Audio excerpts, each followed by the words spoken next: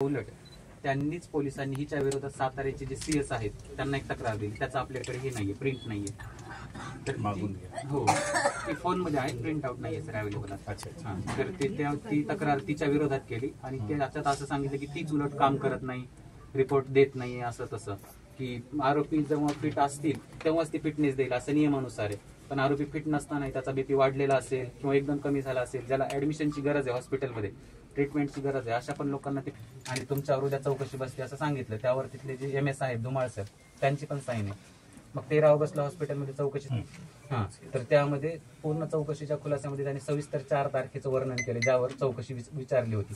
तर त्यामध्ये तिने सरळ सरळ सांगितलं की मला पोलिसांचा कसा त्रास आहे, मी त्याचंही तिला उत्तर मिळालेलं नाही RTIच्या माहिती अंतर्गत. आणि मग तिला काहीच नाही, शेवटी मग त्रासाला कंटाळून तिने आत्महत्या केली आणि हातावरती मुख्य आरोपींची नावे लिहिली. मग त्यामध्ये आमचा असं संशय रिपोर्ट आलाय, त्यामध्ये फक्त कॉज ऑफ डेथ मध्ये ऍस्पेक्ट ड्यू टू हँगिंग एवढंच मेन्शन आहे. टाइम सिन्स डेथ वगैरे असं काही कुठल्याच गोष्टी मेन्शन नाहीये. तशी क्वेरी आम्ही मांडली आहे, त्याचा नवीन रिपोर्ट तुम्हाला मिळेल असं कळवलं. शोकिंग किती मिनिटं आहे त्याच्यावरती होईल.